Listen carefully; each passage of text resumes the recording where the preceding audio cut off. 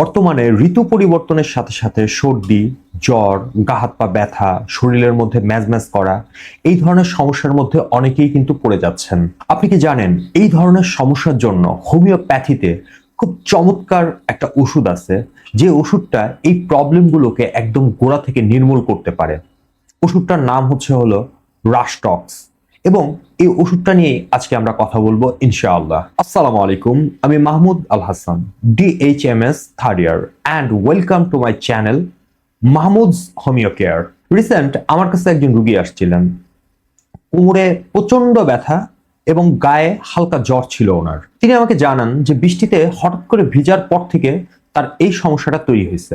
তা আমি চিন্তা করলাম যে এই প্রবলেমটা তো এখন প্রায় সবারই হচ্ছে, তাহলে এটার উপর একটা ভিডিও তৈরি করা যাক। উনার লক্ষণটা ছিল কিন্তু অদ্ভুত। এই লক্ষণটাকে বুঝতে হবে যে উনি যখন চুপচাপ বসে থাকেন অর্থাৎ বিশ্রাম নেন, উনি যখন তখন ব্যথাটা বেড়ে যায়। বাট উনি যদি একটু ঘরের মধ্যে পায়চারি করেন, হাঁটাহাঁটি করেন বা একটু মুভ করেন, নড়াচড়া করেন, তখন কিন্তু এই ব্যথাটা কমে। হোমিওপ্যাথির ভাষায় আমরা এটাকে বলি রেস্টলেসনেস বা অস্থিরতা। যে ওষুধটার কথা বলছিলাম রাস্টক্স, এই ওষুধটার প্রথম এবং প্রধান বৈশিষ্ট্য আগে আপনাকে বুঝতে হবে।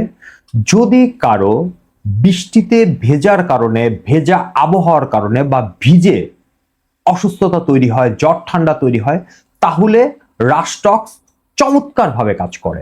দ্বিতীয় যে বৈশিষ্ট্যটা যেটা আমার এই রুগীর ছিল সেটা হলো যখন আপনি বসে থাকবেন, স্থির থাকবেন, তখন আপনার ব্যথা বাড়বে।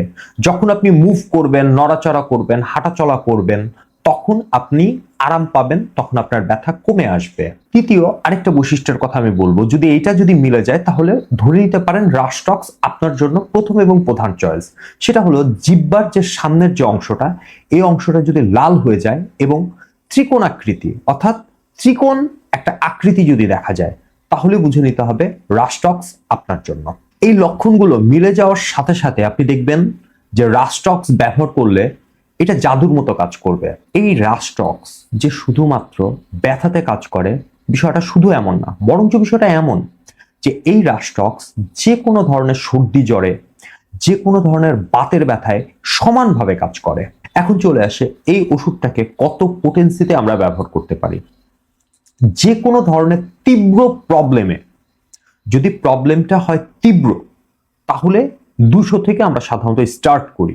2 ফোঁটা ওষুধ সামান্য পানির সাথে মিলিয়ে একদিনে 3 বার পর্যন্ত দেয়া হয়ে থাকে। বাট যদি আপনি নিজে নিজে ব্যবহার করতে যান, তাহলে একবারের উপরে ব্যবহার করা ঠিক হবে না এবং 200 হুট করে আপনি ব্যবহার করতে পারবেন না, কারণ 200 পোটেন্সিটা হাই পোটেন্সি।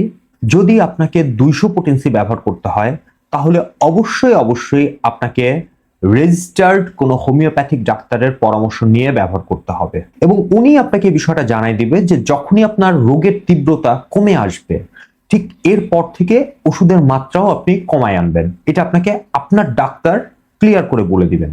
আমার এই আলোচনার মেইন উদ্দেশ্য হলো আপনাদের শুধুমাত্র সতর্ক করা। দেখেন, প্রত্যেকটা মানুষের শরীর আলাদা, প্রত্যেকটা মানুষের মন আলাদা এবং প্রত্যেকটা মানুষের রোগের প্রকৃতিও আলাদা। সুতরাং কোন ওষুধটা আপনার জন্য সেটা আপনার ডাক্তার আপনাকে একদম কনফার্ম করতে পারবেন। তবে যদি রোগের লক্ষণ আপনার সাথে মিলে যায়, তাহলে 30 আপনি ব্যবহার করতে পারেন এবং আমার কাছে মনে হয় যে এই ওষুধটা অন্তত প্রত্যেকের ঘরে থাকা উচিত।